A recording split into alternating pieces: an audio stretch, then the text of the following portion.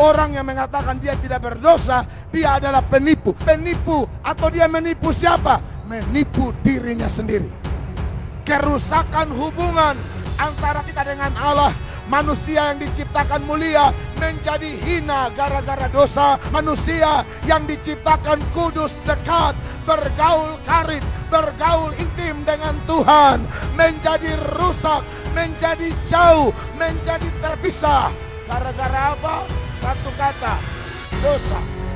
Kalau ada orang merasa dia kaya, dia hebat, dia punya jabatan, dia punya pangkat, dia punya kedudukan, dia punya koneksi orang-orang hebat, Anda pikir semua itu, walaupun Anda mengumpulkan kekayaan seluruh dunia, lalu saudara tanya, ini harga dengan nyawa bagaimana? Tidak level. Nyawamu terlalu mahal. Saudara yang selama ini rasa dirimu terhina, dirimu murahan, dirimu tidak ada nilai, setan sering membisikkan tuduhan-tuduhan atau rasa bersalah yang palsu. Lalu setan berkata, kamu anak sial, kamu anak haram, kamu anak terkutuk, kamu orang calon-calon penghuni neraka. Hari ini ada good news from heaven, ada kabar baik dari surga bagi Anda dan saya. Engkau berharga. Jangan percaya kata setan. Ketika setan bilang aku tidak berharga, tolak, aku berharga di mata Allah. Setan berkata engkau murahan, omong kosong. Hargaku adalah darah Tuhanku. Tuhan Yesus memberkati. Silakan duduk Bapak Ibu pendengar sekalian, maupun yang sedang mengikuti di rumah masing-masing melalui radio maupun live streaming Facebook saya. Bapak Ibu jemaat yang dikasihi Tuhan Yesus, Jumat Agung maupun Paskah tahun ini tentu agak berbeda ya. Kita sudah seperti Paskah berapa ribu tahun yang lalu ketika Israel harus berdiam di dalam rumah karena Tuhan melakukan tulah ke-10 dan kemudian ada pembebasan yang luar biasa.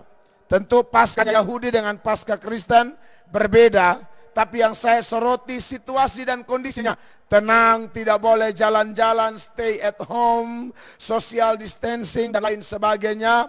Dan ini bukan sesuatu yang aneh. Sekaligus hal ini juga tidak menghambat kita menerima berkat besar melalui ibadah Jumat Agung dan Paskah nanti.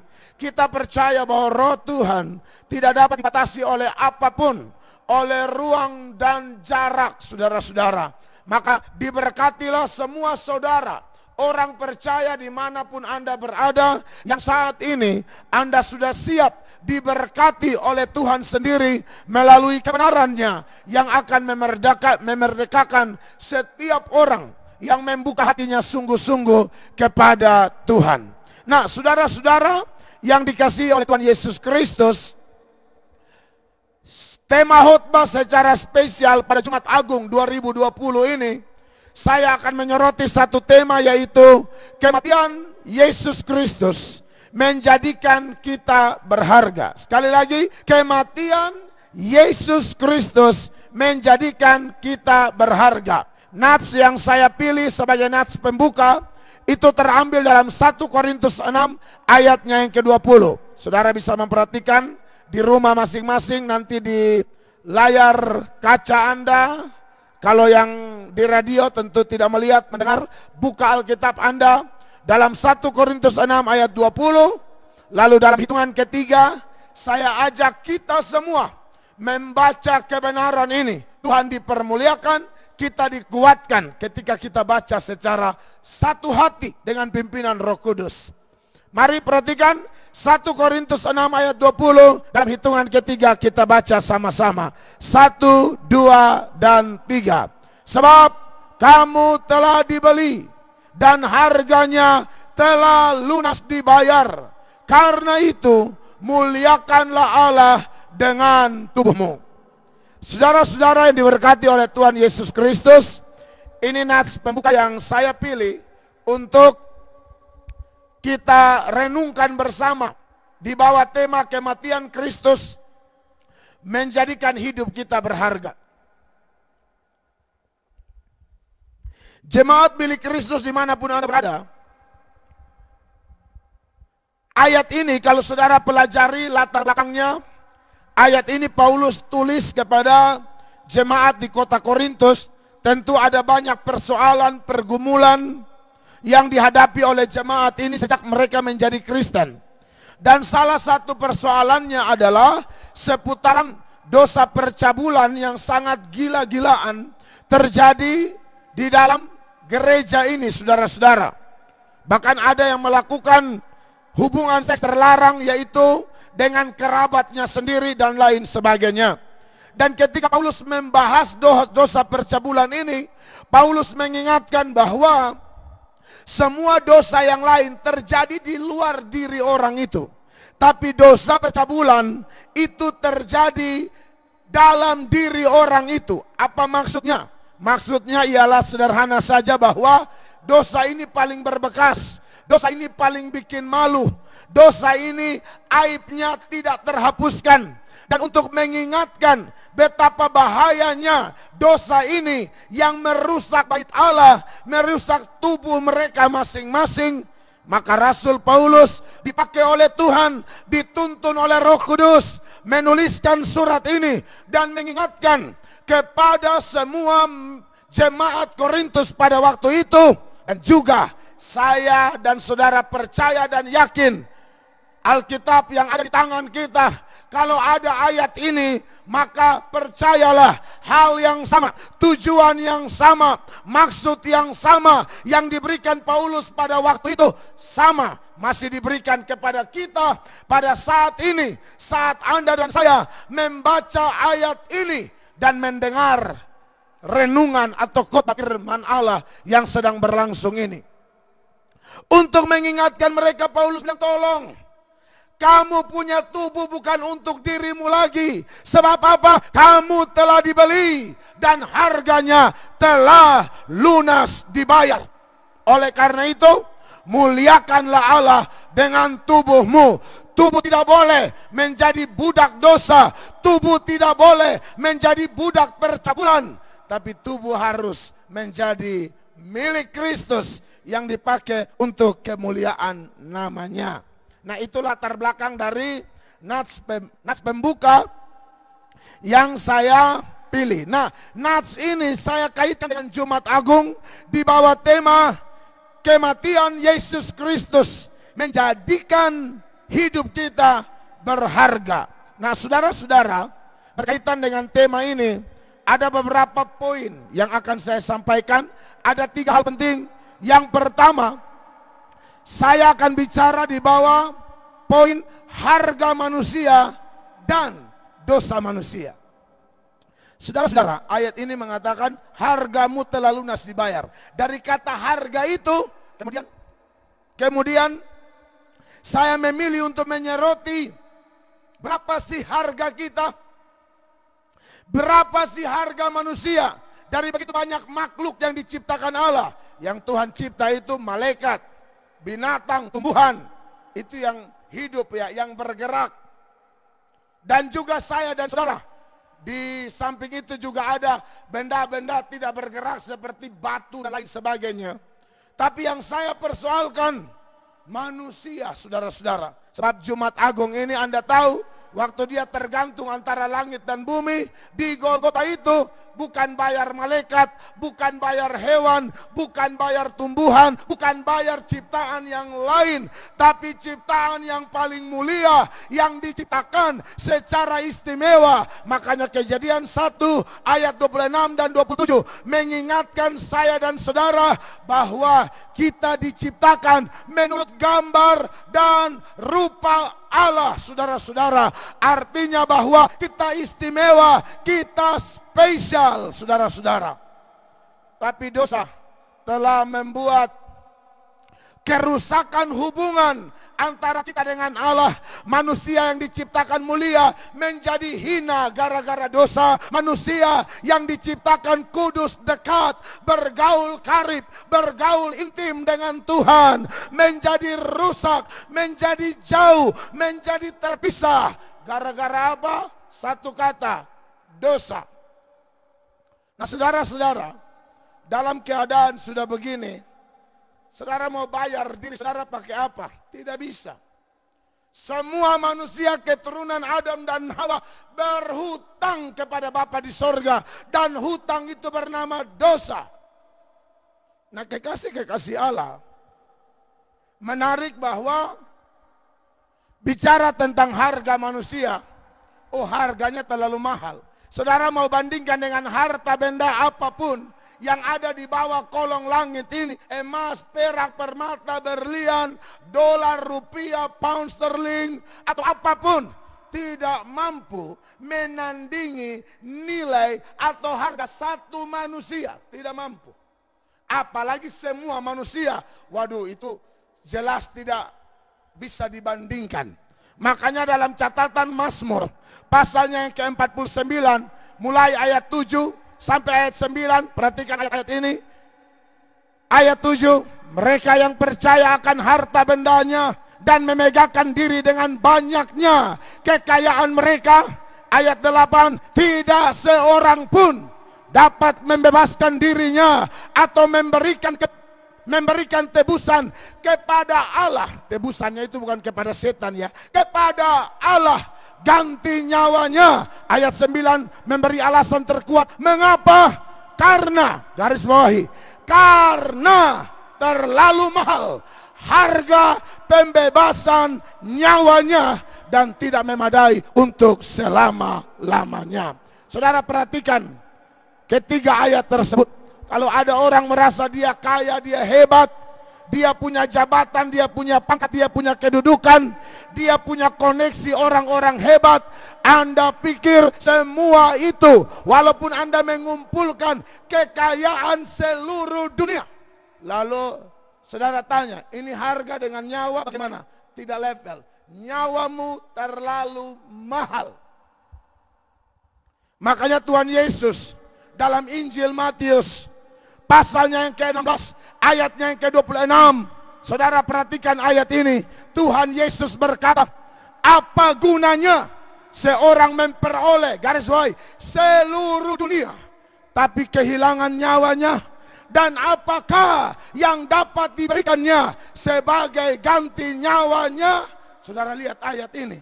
Tuhan Yesus bilang tidak ada guna kalau kau punya kekayaan seluruh dunia, tapi kalau nyawa itu diukur dengan seluruh kekayaan itu, tidak ada bandingannya. Nah saudara-saudara, tapi persoalannya, dosa yang kita persoalkan tadi itu menjadi begitu mengerikan.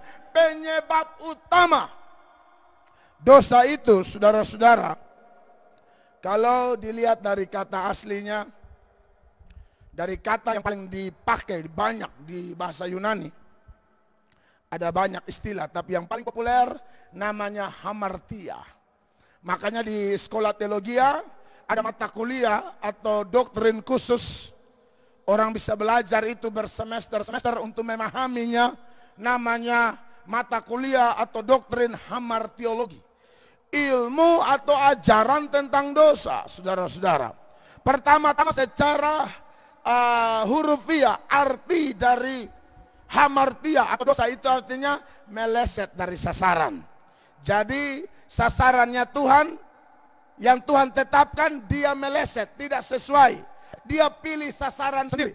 Itu hamartia. Jadi untuk hal-hal yang Tuhan mau, yang benar, yang kudus, ketaatan, kerendahan hati, kesungguhan dalam melayani, nah itu dia pasif. Tapi kalau yang bertolak belakang, berbenturan, yang kontradiksi dengan hal-hal yang Tuhan mau itu, justru gara-gara dosa ini, ketika manusia diperbudak, ketika dosa menular, ketika manusia terkontaminasi dosa, maka dengar baik, yang harusnya ikut Tuhan punya mau, yang harusnya ikut Tuhan punya kehendak, manusia pasif untuk hal ini. Tapi untuk kehendak sendiri, untuk kemauan sendiri, untuk kedagingannya aktif sekali. Makanya saya sering beri contoh-contoh praktis dalam hal penggunaan mulut misalnya. Memuji Tuhan, ini mulut berat. Memberi kata-kata motivasi yang membangun, ini mulut susah. Tapi kalau omongin orang, maki orang, ngomong yang menjatuhkan orang, ini mulut kok kayaknya lancar sekali.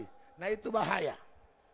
Makanya saya sebagai hamba Yesus Kristus mengingatkan kepada semua kita untuk memeriksa diri, evaluasi diri masing-masing. Tak usah lihat orang sementara khotbah ini disampaikan. Fokus kepada dirimu. Karena pada prinsipnya siapapun yang sudah ikut khotbah ini berarti Anda siap terima apapun isi khotbahnya. Janjikah, berkatkah, tegurankah, apapun itu kita harus terima. Ya. Oleh karena itu saudara, kita harus ingat ini. Contoh lain, praktis yang lain. Kaki ini mau melangkah untuk ke gereja, melangkah untuk bantu orang, melangkah untuk tolong orang, berat sekali. Katakanlah gereja. Saya sering contohkan yang sederhana. Ada orang yang bertahun-tahun tidak ke gereja. Gerejanya pakai prinsip napas nikmat. Natal, Paskah, nikah, mati. Natal baru dia tahu gereja ada. Paskah baru dia tahu gereja ada. Lalu apa lagi? Mau nikah baru dia tahu gereja ada. Sudah mau mati baru rasa gereja itu penting. Selain itu ada orang tertentu yang tidak mau melihat gereja sebagai tempat di mana Tuhan dimuliakan, di mana Tuhan membentuk, memperbaiki orang dengan kuasa Roh Kudus dan kebenaran firman Allah. Tapi coba kalau bilang pesta, piknik, jalan-jalan, shopping. Aduh, itu orang bersemangat luar biasa melangkahkan kaki. Makanya saya suka contohkan kalau di Timor misalnya, atau di NTT, di kota Kupang misalnya. Kalau istrinya, ayo papa gereja. Papa bilang sama mama, mama aja. Papa lagi tidak enak badan dan lain sebagainya. Tapi kalau orang ajak, ayo papa kita pesta di Dili. Ini negara tetangga ini. Timor Leste. Papa dengan begitu bergirang bangkit dan berkata, Dili dekat. Kalau gereja jauh, tapi Dili, Atambua, Kefa, Soe dekat, saudara-saudara. Karena di otak dia dansa tombak.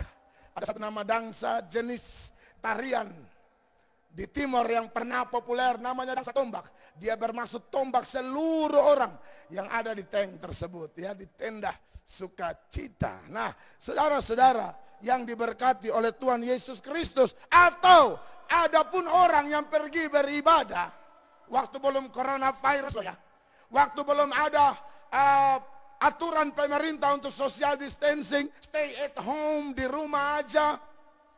Aduh, orang ke gereja, kalau yang diperbudak oleh dosa, badan di gereja, pakai pakaian bagus, dandanan bagus, sementara pendeta khotbah, dia online. Sementara ibadah berlangsung, main WhatsApp, Instagram, Facebook, dan lain sebagainya. Tapi bagian ada anjuran, ayo ibadah online. Kadang-kadang dia yang protes. Padahal dulu ibadah di gereja dia online. Waktu ibadah online dia bilang harusnya di gereja, harusnya di gereja. Kau di gereja, pendeta khotbah, WL barisan pemuji penyembah, lagi pimpin praise and worship, kau WhatsAppan kok. Jadi, nah, gaya khotbah yang pendeta Mel Atok yang kau ini yang beta apa ya, punya prinsip ya. Be yourself. Saya tidak mau jadi kayak orang lain. Saya akan begini terus sampai tutup usia. Sepanjang itu kebenaran, bukan makam puji, bukan semangat bodoh-bodoh, tapi benar-benar membahas firman. Nah, kekasih-kekasih Allah. Jadi itulah dosa. Nah, kita akan belajar lebih dalam dan juga secara sederhana, secara garis besar. Itu dari sudut kata, tapi dari firman Allah sendiri, apa itu dosa? Dosa yang pertama adalah pelanggaran hukum Allah, saudara-saudara. Ini kelihatan di surat 1 Yohanes pasal 3, ayatnya yang keempat. Perhatikan ayat ini saya baca. Setiap orang yang berbuat dosa melanggar juga hukum Allah. Sebab apa? Dosa ialah pelanggaran hukum Allah. Jadi saudara, dosa yang pertama itu adalah definisinya menurut 1 Yohanes 3 ayat 4, dosa adalah pelanggaran hukum Allah. Nah, kekasih-kekasih Tuhan, inilah kata Alkitab tentang dosa. Lalu kita bertanya, kira-kira siapa di antara saya dan saudara yang adalah keturunan Adam dan Hawa yang tidak pernah melanggar hukum Allah? Saya pikir tidak ada. Semua kita pernah melanggar hukum Allah, termasuk pendeta yang sedang berkoar-koar ini, termasuk pendeta yang sedang menjadi corongnya Tuhan, juru bicaranya Tuhan. Saya di hadapan saudara-saudara, di hadapan Yesus Kristus Tuhanku, saya juga pernah melakukan pelanggaran hukum Allah. Bahkan bukan sebelum jadi pendeta, sesudah jadi pendeta pun pernah. Maka saya yang merequest lagu ini supaya tim Praise and Worship menyanyi. Semua manusia pernah jatuh bangun dalam dosa. Kita butuh penebus. Jadi kalau ada saudara pendengar jemaat Kristus yang sedang mendengar atau ikut live khotbah ini, lalu Anda bilang, oh kalau itu Pak Mel, saya tidak pernah. Saya yakin Anda penipu besar. Kenapa? Karena dalam 1 Yohanes pasal 1 ayat 8, di sana ada keterangan orang yang mengatakan dia tidak berdosa, dia adalah penipu. Penipu atau dia menipu siapa? Menipu dirinya sendiri. 1 Yohanes 1 ayat 8, jika kita berkata bahwa kita tidak berdosa, garis bawahi, maka kita menipu diri kita sendiri. Itu sok suci, sok rohani, tidak jujur dengan kata Tuhan. Oleh karena itu, sebagai hamba Allah, saya pastikan bahwa tidak ada. Makanya Roma pasal 8, Roma pasal 3 maksud saya, ayatnya yang ke-23, firman Allah berbunyi, karena semua orang telah berbuat dosa. Dikaitkan dengan pengertian dosa melanggar hukum Allah, maka semua orang telah melanggar hukum Allah dan telah kehilangan kemuliaan Allah. Lalu apa lagi saudara-saudara pandangan kitab suci tentang dosa? Yang pertama pelanggaran hukum Allah, yang kedua Anda tahu satu hal itu baik, tapi kalau Anda tidak melakukannya itu berdosa. Ya, saya supaya kontekstual dengan keadaan kita sekarang. Anda sudah tahu, Tuhan sudah melalui pemerintah bilang, hindari kerumunan. Ya, Anda tahu itu baik, tapi Anda sengaja untuk tidak melakukannya. Itu bahaya. Anda tahu kalau pakai masker itu baik sekarang. Ya, saya tidak bisa, tidak pendeta juga mesti mengedukasikan ini kepada jemaat milik Kristus. Dan secara Alkitab, kalau tahu itu baik, tidak buat dosa. Mana ayatnya? Yakobus 4 ayat 17 berbunyi demikian. Jadi jika seorang tahu bagaimana ia harus berbuat baik, tetapi ia tidak melakukannya, garis bawahi, ia berdosa. Dia tahu kalau melemparkan senyuman lebih dahulu itu baik, tapi dia sok kram. Apa itu kram ya? Kram itu sejenis apa ya? Ya, mukanya tidak ada senyuman lah. Padahal dia tahu firman Allah dengan jelas mengatakan, apa yang kau tabur itu yang kau tuai. Matius 7 ayat 12 mengatakan, segala sesuatu yang kamu kehendaki supaya orang perbuat kepadamu, perbuat demikian pada dia. Kadang kita mau orang senyum dengan kita, tapi untuk kita senyum terlebih dahulu kayaknya susah sekali. Kita mau panen senyum, kita mau orang lewat di depan kita, muka harus ketawa ya, harus bikin senang ya, tapi dia sendiri, aduh. Makanya ada orang-orang tertentu yang kalau orang tidak senyum dia bilang, ini muka anak-anak iblis. Tapi yang omong sendiri ternyata mukanya anak-anak genderuwo. Jadi 11-12. Bahasa Inggrisnya umak mese. Umak mese is the same. Haleluya. Nah, kekasih Tuhan. Sorry ya, my English is broken English, okay? I can spot. Aku bisa sepotong-sepotong. Nah, kekasih Tuhan, sebagai hamba Yesus, siapapun Anda yang tahu itu baik, tapi tidak buat itu dosa. Anda tahu kalian sudah menikah, ya per 2 minggu kah, per 1 minggu, per 1 bulan, telepon orang tua itu baik. Tapi Anda bikin lupa, sudah peluk suami, peluk istri, lupa mama, lupa saudara dan lain sebagainya. Aduh, macam-macam. Saya kalau mau jabarkan, Anda semua bisa menjabarkan. Semua yang Anda tahu baik, apalagi itu berdasarkan ajaran firman, lalu Anda tidak buat dosa. Yang berikut, apalagi kata Alkitab seputaran dosa, karena poin kita ialah harga manusia dan dosa manusia. Harga sudah kita bahas, betapa berharganya. Dan sekarang seputaran dosa. Dosa manusia, saudara-saudara, itu luar biasa. Melanggar hukum Allah, dosa. Tahu itu baik, tapi tidak lakukan dosa. Yang ketiga, melakukan yang baik, tapi tidak dengan iman, dosa. Melanggar, dosa. Tahu baik tapi tidak lakukan, dosa. Itu baik kami lakukan, tapi tidak dengan iman, dosa. Perhatikan, Roma pasal 14 ayat 23, demikian bunyi firman Allah. Tetapi barang siapa yang bimbang, kalau ia makan, ia telah dihukum, karena ia tidak melakukannya berdasarkan iman. Sebab segala sesuatu yang tidak berdasarkan iman adalah dosa. Garis bawahi, dan segala sesuatu yang tidak berdasarkan iman adalah dosa.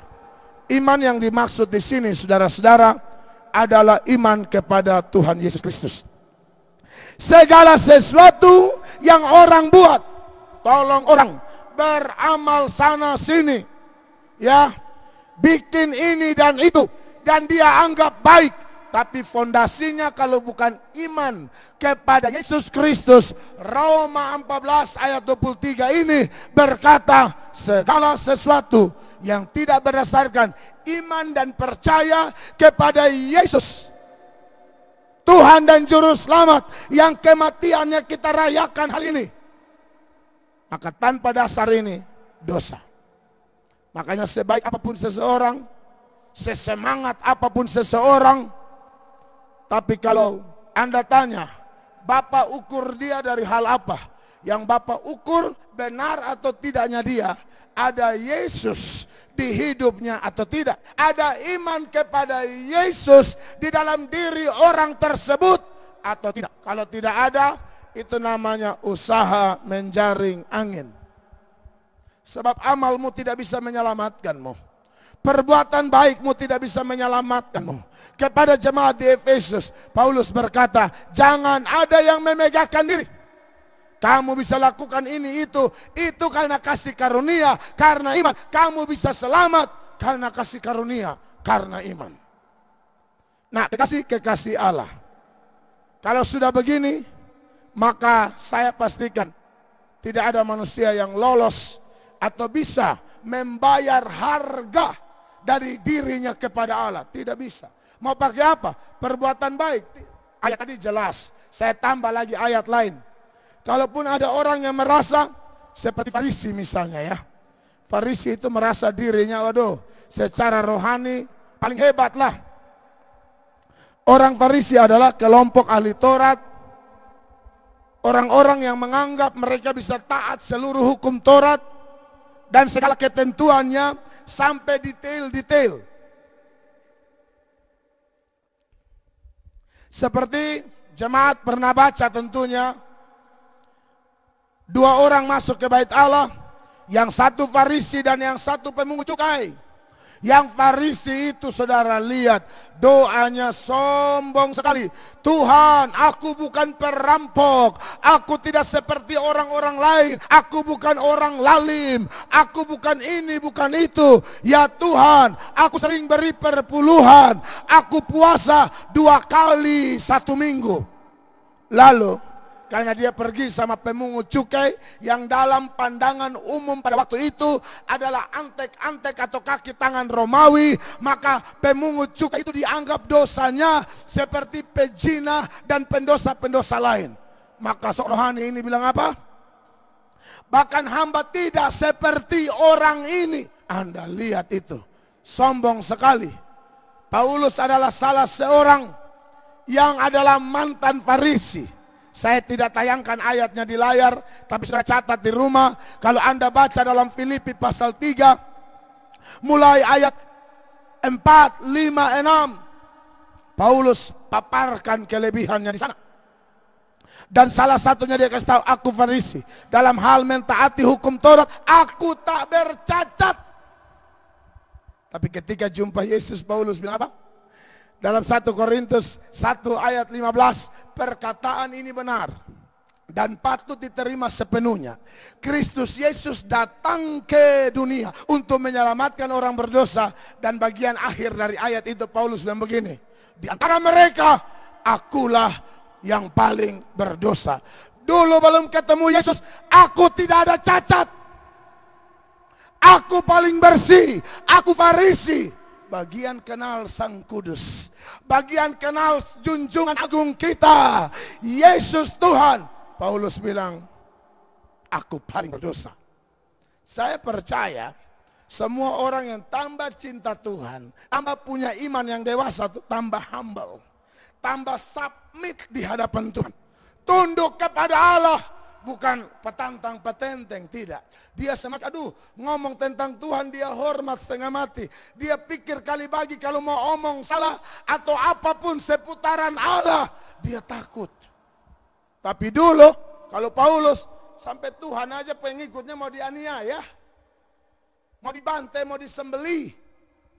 Tapi Anda lihat, setelah jumpa Yesus, aku paling berdosa. Dulu aku tidak ada cacat. Nah, saya punya kekhawatiran, banyak orang yang selalu merasa dirinya benar. Gerejanya paling benar, gerejanya paling hebat, pendetanya paling benar.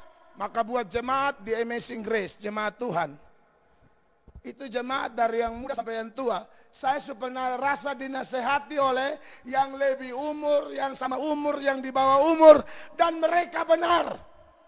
Karena saya, Tuhan pakai didik umatnya Allah di wilayah pelayanan yang Tuhan percayakan kepada saya. Jangan puji-puji pendeta. Pendeta kalau terlalu dipuji-puji, makan puji, tumbang. Jangan mengkultuskan pendeta. Pendeta kalau mulai bengkok, mulai sombong, mulai angku, mulai gila harta, gila perempuan. Ada loh pendeta gila perempuan. Ya, di Bungkolar tulis Gilbert. Hanya tulisannya tidak bisa dibaca oleh mata biasa, harus dengan mata iman. Haleluya. Gilbert, foto-foto kalau ada perempuan nona cantik harus peluk. Bagi dia, marilah kepadaku. Haleluya. Semua masih muda dan bingung, Bapak pendeta ada di sisimu, haleluya. Dia merangkul bagaikan gembala yang merangkul domba-domba betina. Bagi saya, saudara, teman saya baru pulang dari Amerika. Teman saya baru pulang dari Amerika, saya tidak sebut nama, karena saya boleh minta izin, tapi contoh kasus boleh. Dan memang di khotbah tidak boleh sebut nama, takut orang polisi. Ya, nah saudara, teman saya pulang dari Amerika ikut pelatihan leadership kepemimpinan. Beliau bilang, Bapak Gembala, ini jemaat ya, Bapak Gembala, apa yang Bapak ajarkan itu benar Pak. Walaupun tidak semua, tapi dari selama saya ada di sana ikut itu, poin-poin seperti jangan pegang-pegang perempuan, jemaat, itu betul Pak. Itu tuntutan bagi pemimpin, Pak. Bahkan di kalangan pemimpin-pemimpin berskala dunia, pengkhotbah sekelas almarhum Billy Graham, dia tidak mau ambil kesempatan dalam kesempitan, raba-raba orang, ramas, gosok di belakang, Aci tetap kuat. Aduh, Bapak Gembala, biarkan yang menggosok Aci adalah aku, babanya, jangan Bapak Gembala. Haleluya. Itu sambil menyelam minum Milo. Sebagai hamba Yesus Kristus. Oh, saya diberkati loh. Saya bilang, oh Pak, jadi yang kita ajar selama ini, Bapak, itu kelihatan sepele, tapi itu penentu sukses seorang pemimpin. Kalau pemimpin sebenarnya penjahat, gila perempuan, suka bersinah, saya berharap pemimpin begini tidak boleh lama pimpin orang. Saya yang ngomong, Pendeta Mel Atok yang ngomong, kalau ada oknum pemimpin seperti ini, Tuhan tolong, dia tidak boleh lama Allahku. Pendeta Mel Atok yang ngomong, kekasih Allah, sebagai hamba Yesus Kristus, saya ingatkan kita semua, tidak ada manusia sempurna. Ya, mau taat pakai apa? Pakai perbuatan baik. Standarnya harus sempurna semua. Nah, manusia siapa di bawah kolong langit ini yang bisa taat sempurna? Tidak ada. Gara-gara tidak ada itulah, maka Tuhan kita turun, menderita, mati di Golgota. Hari Minggu dia bangkit. Hukum, katakanlah dalam moral law, yang 10 hukum, lalu dari semua hukum yang berkaitan dengan moral law yang dijabarkan dari 10 hukum tersebut, saya mau kasih ingat sama saudara bahwa tidak ada orang bisa, dan kalau 10 hukum dia buat 9, satu salah, salah semua. Perhatikan Yakobus pasal 2 ayat 10. Sebab barang siapa menuruti seluruh hukum itu tetapi mengabaikan satu bagian daripadanya, ia bersalah terhadap seluruhnya. Ulang. Sebab barang siapa menuruti seluruh hukum itu tetapi mengabaikan satu bagian daripadanya, Anda dengar baik, ia bersalah terhadap seluruhnya. Rajin berdoa, rajin khotbah tadi, tapi tidak bisa ampuni orang, bersalah terhadap semuanya. Apalagi? Saudara terjemahkan sendiri. Berarti tidak ada jalan keluar bagi kita untuk utang kita bisa lunas, harga kita bisa dibayar, tidak ada jalan keluar. Mau pakai apa? Ritual Yahudi, sembelih domba, mentaati semua seremonial law atau hukum tata cara, sunatlah, persembahkan kambing, domba, lembu dan lain sebagainya. Anda dan saya pikir itu bisa membayar dosa. Itu cuma bayangan dan kekuatannya cuma 1 tahun, dan tidak ada darah lembu atau tidak ada ketaatan terhadap ritual-ritual Yudaisme yang bisa bayar dosa. Tidak ada. Mari kita perhatikan teksnya. Ibrani 10 mulai ayatnya yang pertama. Ibrani 10 ayat 1. Demikian bunyi firman Allah. Di dalam hukum Taurat hanya terdapat bayangan saja dari keselamatan yang akan datang. Hanya tupos atau tipe, antitipenya datang, batal semua. Dan bukan hakikat dari keselamatan itu sendiri. Karena itu dengan korban yang sama, yang setiap tahun terus menerus dipersembahkan, garis bawahi, hukum Taurat tidak mungkin menyempurnakan, garis bawahi, tidak mungkin menyempurnakan siapa?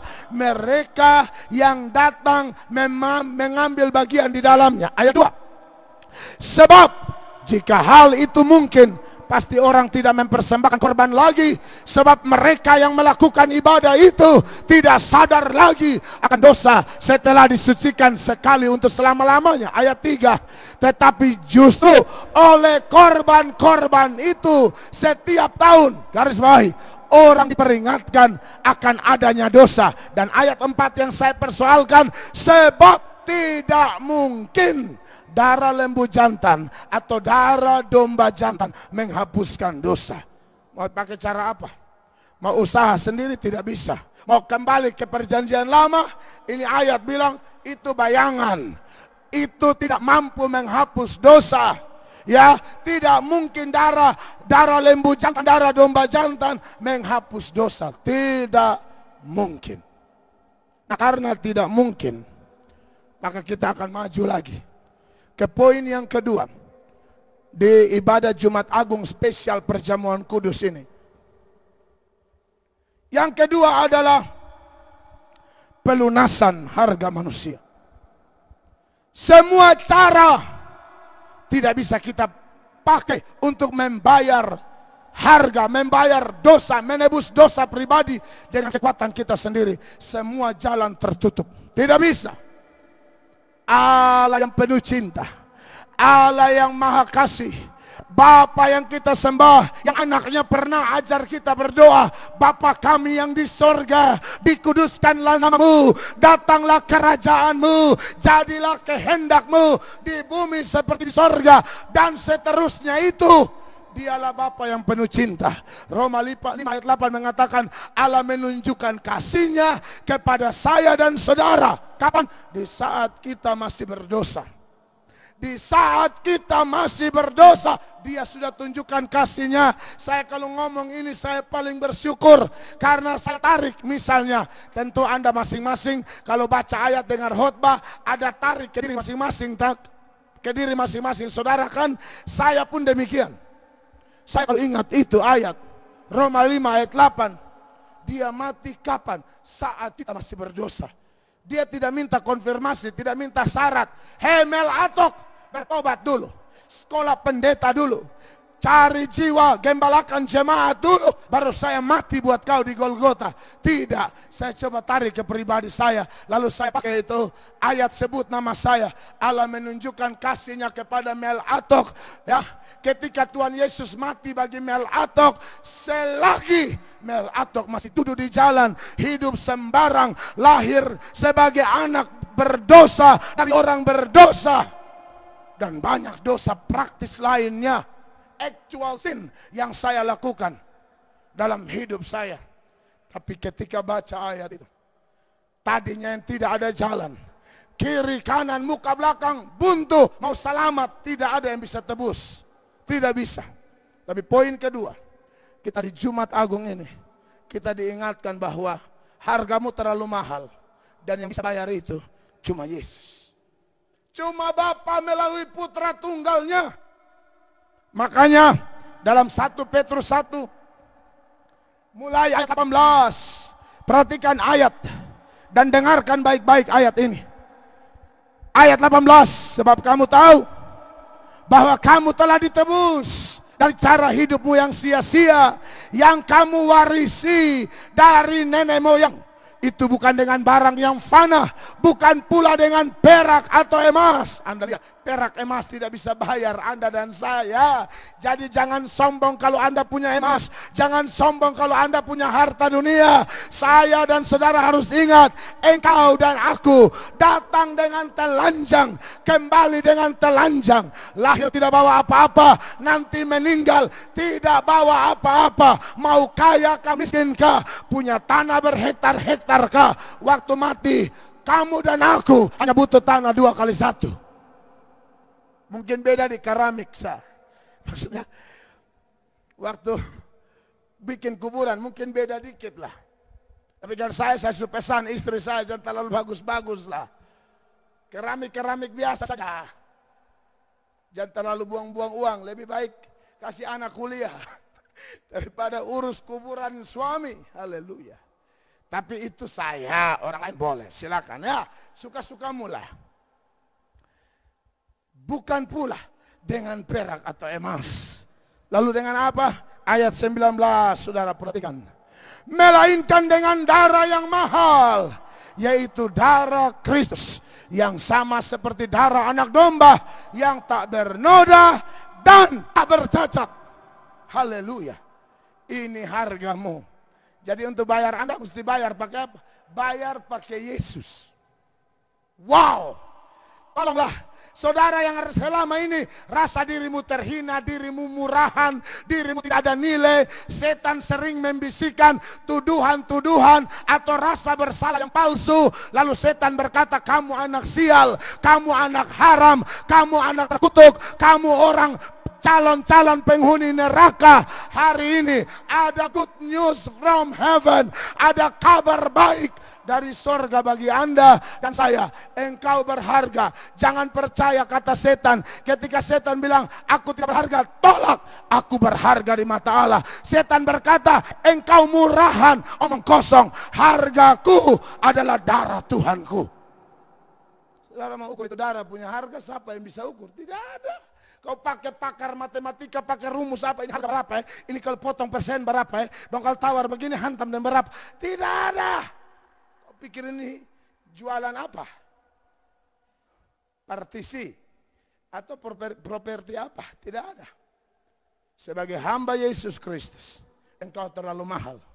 Bandingkan ayat-ayat lain yang senada dengan ini. Kisah 20 ayat 8 mengatakan, karena itu jagalah dirimu dan jagalah seluruh kawanan. Karena kamulah, garis bawahi, yang ditetapkan Roh Kudus menjadi penilik untuk menggembalakan jemaat siapa? Jemaat Allah yang diperolehnya dengan darah anaknya yang sendiri. Anaknya sendiri. Terjemahan lebih tepat ialah dengan darahnya sendiri. Ayat lain, Wahyu 5 ayat 9 yang senada dengan itu. Dan mereka menyanyikan satu nyanyian baru, katanya, engkau layak menerima gulungan kitab itu dan membuka meterai-meterainya. Karena apa?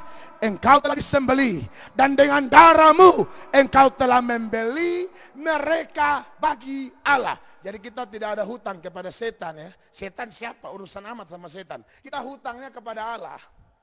Makanya dia bilang tidak ada orang yang bisa tebus dirinya kepada Allah. Tapi Wahyu bilang, engkau, garis bawah yang warna merah, engkau telah disembelih dan dengan darahmu engkau telah membeli mereka bagi Allah dari tiap-tiap suku dan bahasa dan kaum dan bangsa.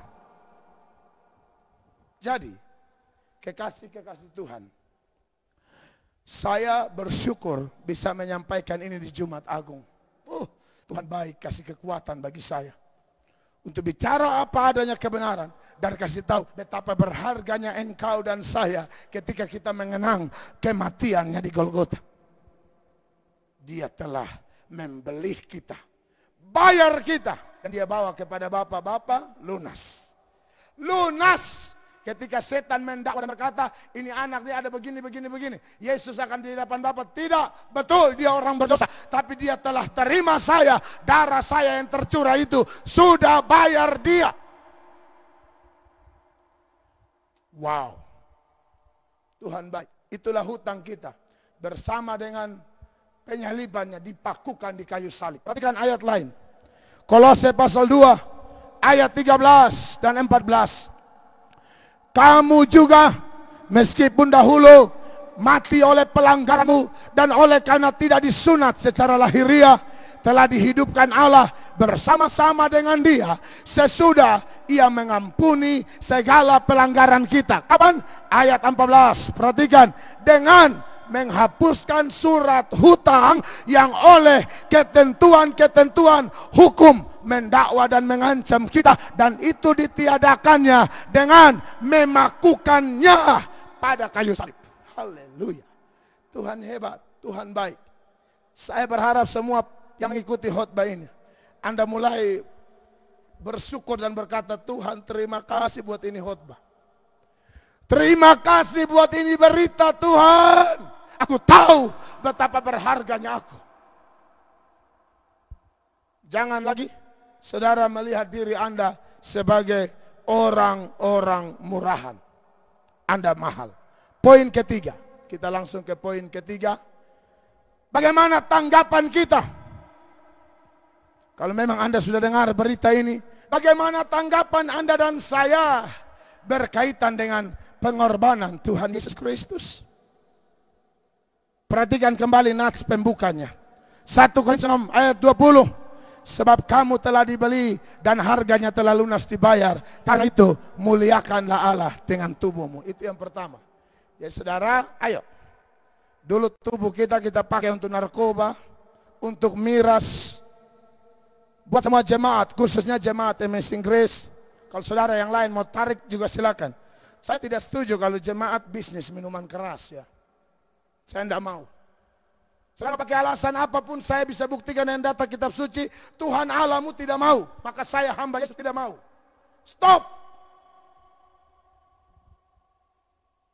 Jangan ini minum sedikit kan hargai ini. Kau mau hargai manusia lebih dari Tuhan Allah. Kau cari hal, saya kasih tahu. Bertobat sudah, pakai itu tubuh. Ya tapi kan Pak Pendeta Melju bilang, ini minum sedikit boleh? Iya, minum sedikit ini kalau saya bilang boleh, tapi Anda mesti pertimbangkan kemungkinan yang lain. Tidak ada dosa yang terjadi itu langsung besar. Orang berzina itu awalnya mungkin menghayal dulu, nonton film porno, kebawa pikiran, lama baru jatuh. Orang yang perokok sampai ganja itu awalnya cuma tarik satu batang dan bukan perokok yang pemain betul-betul. Orang Kupang bilang hanya helafu. Nah helafu ini awalnya cuma dia kayak sumber-sumber ludah begitu. Tapi Anda lihat, lama-lama nanti tarik sampai ini lubang ke opa-opa umur 80. Saudara, lama-lama kan pemada toh diperbudak, dijajah. Ujung-ujung mau tes yang lebih enak, hantam ganja, hantam narkoba, hantam semua. Jadi saya mohon, begitu juga miras toh. Saudara, 1 sloki, iya toh? Naik ke 2 sloki, 3 sloki, 1 botol. Darah mulai naik. Iya kan? Darah mulai naik. 1 kali mandi darah.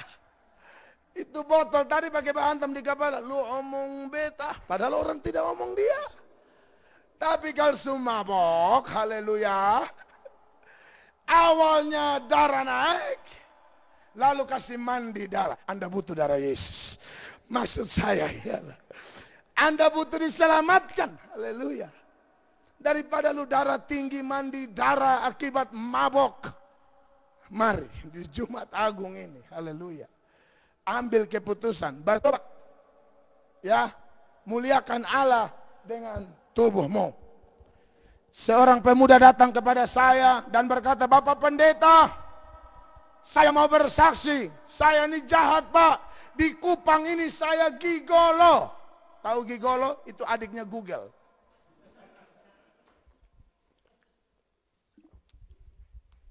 Pak Pendeta, saya gigolo.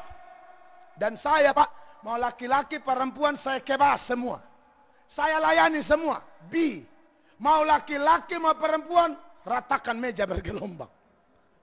Dia ngomong begitu. Ya saya bilang ini mau bertobat betul. Siap Pak Pendeta. Boleh tidak saya bersaksi? Dia bersaksi.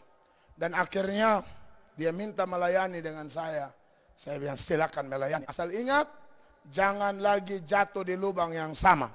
Seperti perempuan berzina itu kena tangkap. Tuhan Yesus bilang, oke, tidak ada yang lempar kamu dengan batu. Saya juga tidak akan hukum engkau. Tapi pergilah dan jangan berbuat dosa lagi. Makanya sebagai hamba Yesus saya ingatkan tadi. Buat kami yang dulu mantan kurang ajar. Ya, orang Kupang bilang mantan bagatal. Mantan hidup kotor, najis. Sudah jadi pendeta, kami jaga baik ini diri. Jangan lihat jemaat cantik mulai, mari Bapak konseling. Itu dalam rangka apa? Saya tidak ada beban. Anaknya tidak ada beban. Bapaknya bilang, tidak, Bapak lihat kayaknya kau butuh ayat-ayat omong kosong. Bapak jangan pakai ayat untuk bimbingan-bimbingan yang tidak terschedule dengan baik. Tolong dong pendeta kok, hati-hatilah kita ya. Nah, yang kedua, kalau sudah dibayar, satu muliakan Allah dengan tubuh. Yang kedua, jangan jadi hamba manusia. Ini menarik. 1 Korintus 7 ayat 22-23. Sebab seorang hamba yang dipanggil oleh Tuhan dalam pelayanannya adalah orang bebas milik Tuhan.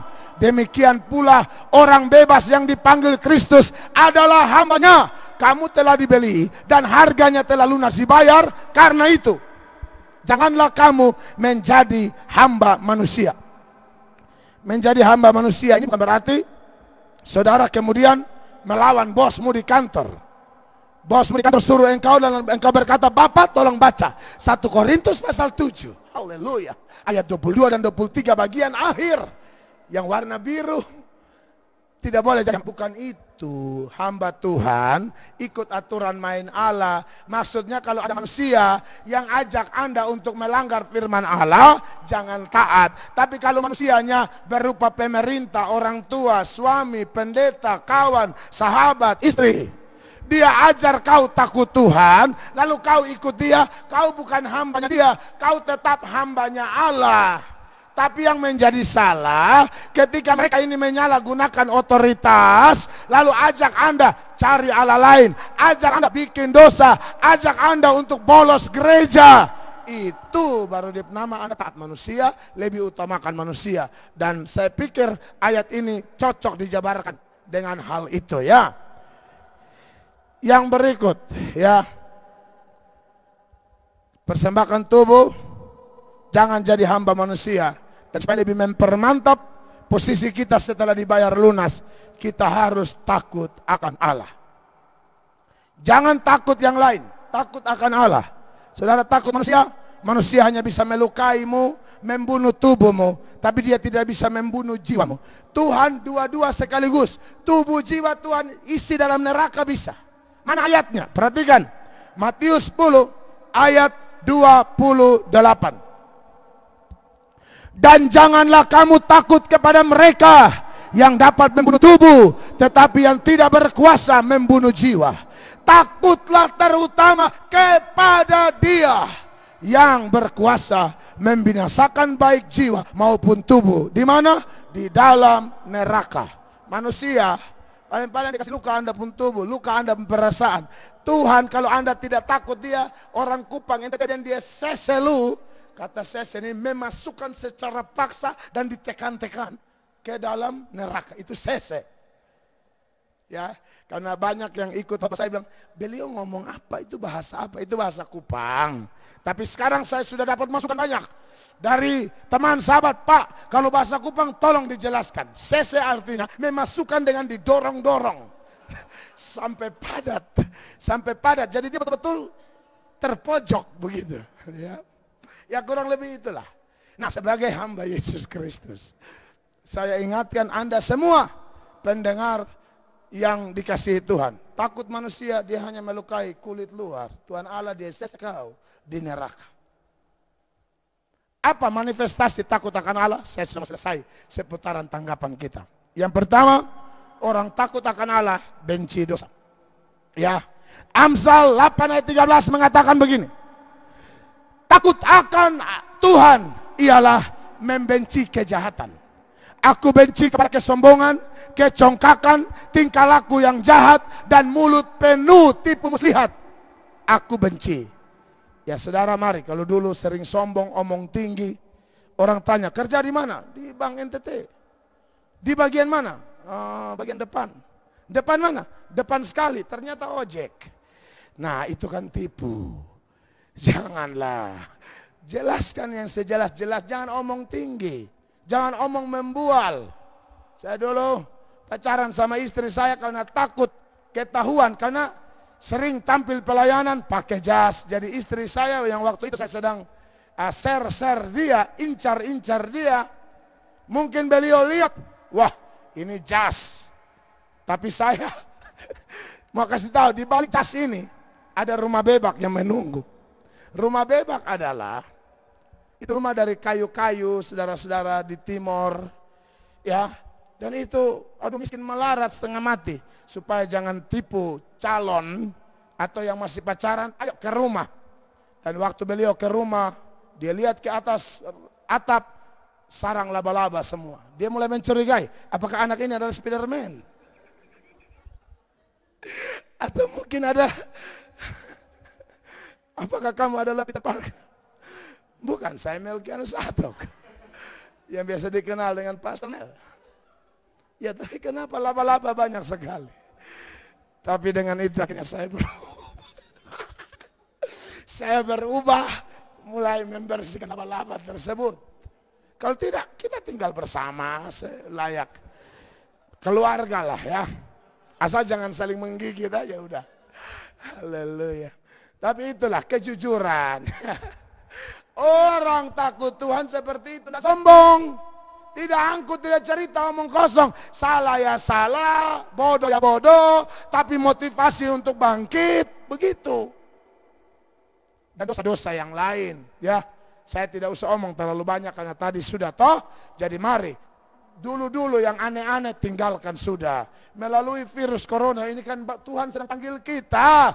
Ayo, dulu bapak-bapak yang suka berkeliaran ke tempat-tempat yang najis, kotor. Sekarang Tuhan bawa masuk ke dalam rumah. Dan stay at home with your family, right? Hallelujah. God is good all the time, right?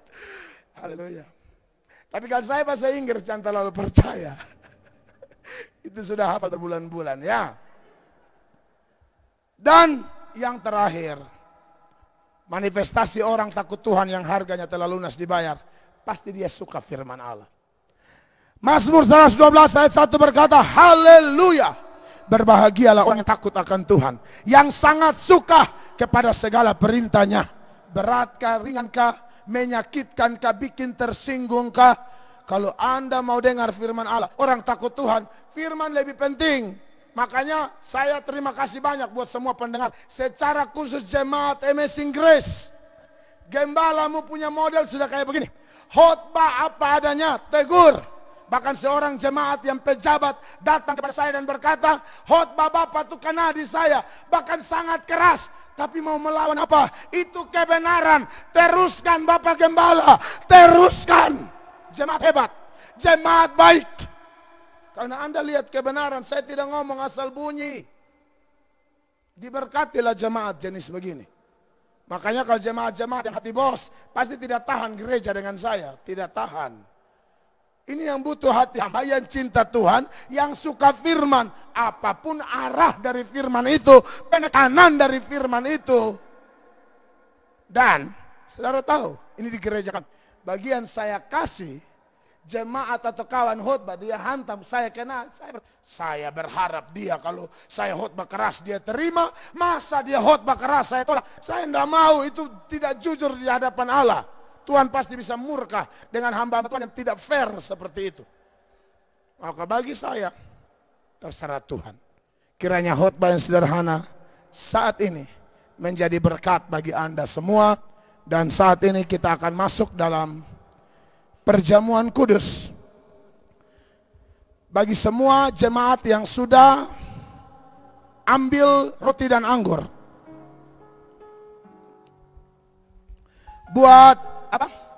Buat semua pemirsa, semua jemaat milik Kristus, semua pendengar yang sudah ambil dan yang tidak tahu, roti yang kami punya ini sangat aman ya saudara, karena dia paketnya terbungkus rapi antara roti dan anggur ya. Seperti roti berikut. Ini saudara bisa lihat dan saudara ini aman. Jadi tidak mungkin terkontaminasi corona ke apa, tidak mungkin. Karena ini kami sudah pesan sebelum ada wabah corona ya. Supaya jangan sampai salah mengerti. Aduh, ini kita bikin sakramen di apa nih, steril atau tidak. Aman terkendali. Ya. Nah, saudara-saudara. Saudara-saudara yang di rumah, saya akan layani perjamuan kudus. Dan saya akan mengingatkan beberapa hal. Yang pertama, saudara perhatikan, saudara lihat roti di depan saudara ini. Pendengar di rumah semua, lihat roti masing-masing. Roti itu berbicara tentang tubuh Kristus yang dihancurkan di Golgota demi saya dan saudara. Dia sangat mencintai Anda, dia sangat mengasihi Anda, dan demi Anda, dia rela tubuhnya dicabik-cabik dengan cambuk. hancur-hancuran, carikan-carikan daging mentah, pundaknya seperti bubur. Dia pikul salib di atas pundaknya yang seperti bubur itu. Dia menjalani satu perjalanan panjang kurang lebih 1 kilometer bernama Via Dolorosa. Dia kehausan, dia kelaparan, dia setengah mati, dia dihina, dia diludahi, dan tubuhnya itu dipaku, dihancurkan. Lalu tubuhnya itu, saudara-saudara, waktu di Golgota tergesek dengan kayu itu, semakin menyakiti dia. Luka-luka di sekujur tubuhnya itu tergantung antara langit dan bumi. Waktu angin tiup, saudaraku, Anda bayangkan luka yang ternganga ditiup angin, sangat menyakitkan. Tapi tubuh yang hancur itu dia hancurkan di Golgota demi saya dan saudara. Ambillah dan nanti makanlah. Tunggu, jangan makan sekarang ya, tunggu aba-aba dari saya. Saya hanya kasih tahu, saudara lihat, nanti sebentar ambil dan makan.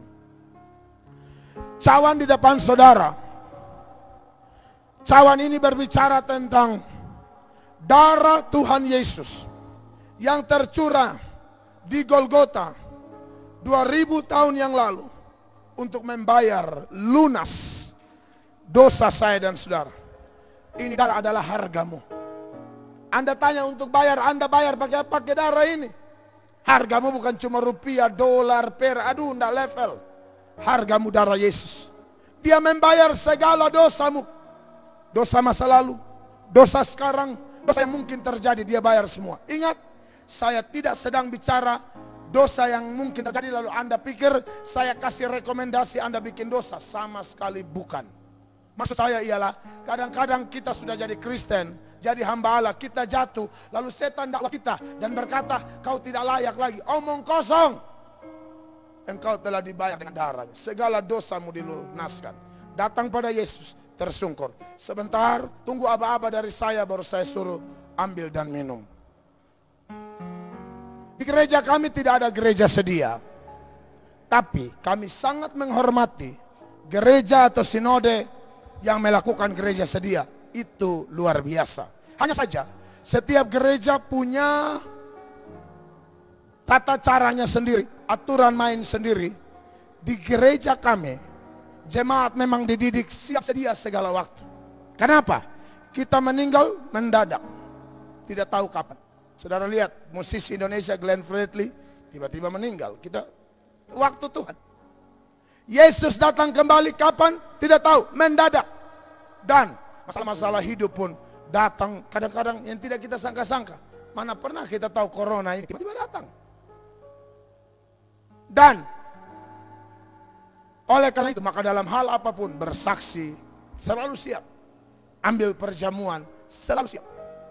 Makanya kami selalu umumkan jauh-jauh hari supaya jemaat mempersiapkan diri sendiri. Tidak ada ibadah khusus untuk ibadah gereja sedia di gereja kami, tapi itu bukan berarti kami tidak siap.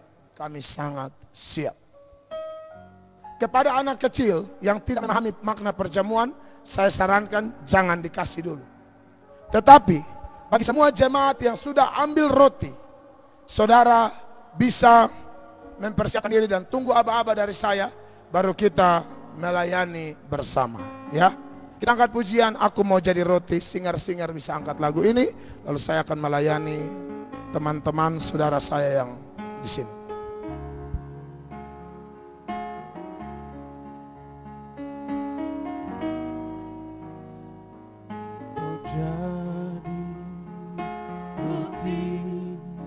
Yang terpecah bagimu, aku mau jadi anggur yang tercurah bagimu. Aku mau jadi saksi memberitakan Injilmu, melayani lebih. Kita ulangi lagu ini sekali lagi. Saya minta semua yang di rumah berdiri. Semua yang dengar radio, yang sudah ambil perjamuan, semua berdiri. Lalu kita angkat roti lebih tinggi dari kepala kita. Aku mau jadi Aku mau jadi anggur yang tercurah bagimu. yang tercurah bagimu. Terima kasih Tuhan. Aku mau jadi saksi, haleluya, memberitakan Injilmu, amin, melayani lebih sungguh. Sementara roti kita angkat lebih tinggi, dengarlah firman Tuhan dalam pertama Korintus 11 ayat 23 dan ayat 24. Sebab apa yang telah aku teruskan kepadamu telah aku terima dari Tuhan, yaitu bahwa Tuhan Yesus pada malam waktu ia diserahkan mengambil roti, dan sesudah itu ia mengucap syukur atasnya, ia memecah-mecahkannya dan berkata, inilah tubuhku yang diserahkan bagi kamu, perbuatlah ini menjadi peringatan akan aku. Jemaat terkasih, mari kita makan roti ini bersama-sama dalam nama Tuhan Yesus Kristus.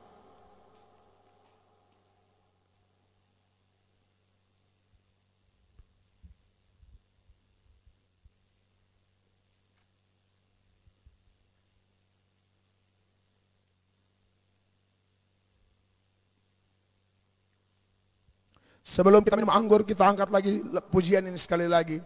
Aku mau jadi roti dan seterusnya. Lalu kita akan minum bersama. Aku mau jadi roti yang terpecah bagimu.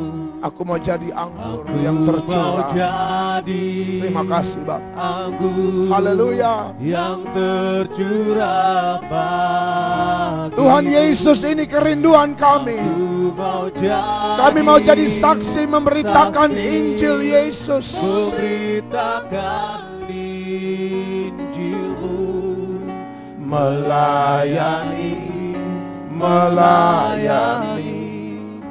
lebih sungguh. Roti anggur kita angkat lebih tinggi, dan dengarlah firman Allah dalam pertama Korintus 11 ayat 25 dan ayat 26.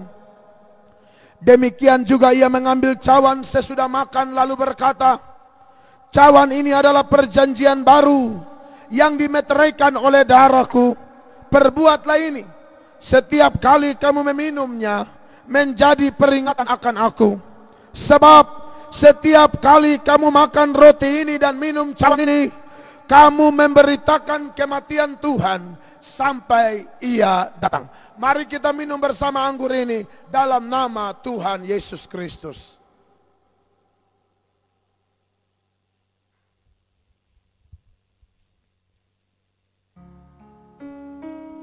Mari kita berdoa, mengucap syukur buat perjamuan kita. Kita berdoa. Bapa di sorga, Engkau Allah yang hebat dan dahsyat Tuhan. Terima kasih buat kehebatanmu, hikmatmu, cara-cara yang Tuhan buat. Pasca kali ini Tuhan, kami di rumah saja, kami ibadah online, tapi tidak mengurangi sukacita. Bahkan kami merenungkan bagaimana beberapa ribu tahun yang lalu Israel harus berdiam di dalam rumah, dan Tulah ke-10 terjadi. Lalu kemudian Israel dibebaskan.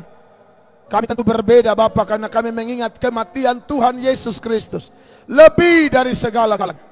Walaupun hanya di rumah, tapi kami bahagia Tuhan. Walaupun hanya di rumah, tapi kami percaya setiap rumah tangga yang sedang buka radio, yang sedang ikut khotbah ini, dalam nama Yesus, kami mohon berkat berkelimpahan, terutama secara rohani, haleluya, tercurah di atas rumah-rumah tangga, pribadi lepas pribadi, suami-suami, istri-istri, anak-anak muda, perempuan, laki-laki, kecil, besar, tua, muda, dalam nama Yesus. Berkat Tuhan tercurah. Dan kalau Allah berkenan, yang sakit disembuhkan dalam nama Yesus, yang jatuh diangkat kembali, yang berdosa diampuni, yang terikat terbelenggu dilepaskan. Kami yang ada dalam pergumulan rumah tangga, dalam nama Yesus kami mohon pemulihan ya Bapa. Kami yang punya pergumulan-pergumulan yang lain, bagi Allah yang tidak ada yang mustahil. Termaksud kami berdoa buat wabah coronavirus yang terjadi di seluruh dunia, di seluruh Indonesia. Dan banyak orang kena dampaknya Tuhan, dari sisi ekonomi dan lain sebagainya. Hamba berdoa, Tuhan, jangan biarkan sukacita kami hilang gara-gara itu. Sebab sukacita terbesar kami adalah nama kami terdaftar di sorga, yaitu orang-orang yang telah menerima Yesus sebagai Tuhan dan Juru Selamat. Haleluya. Diberkatilah semua saudara-saudara hamba yang sedang ikut ibadah, sudah ambil bagian dalam perjamuan. Berkat-berkat-Mu tercurah ya Bapa. Pemulihan terjadi. Kami percaya Tuhan, ada waktunya corona ini Tuhan lenyapkan. Karena hanya Tuhan yang bisa. Kami tidak percaya ritual-ritual apapun selain percaya pada Yesus. Dalam nama Yesus. Terima kasih banyak Bapa di surga. Segala glory, segala kemuliaan bagi-Mu. Diberkatilah kami semua. Haleluya. Amin.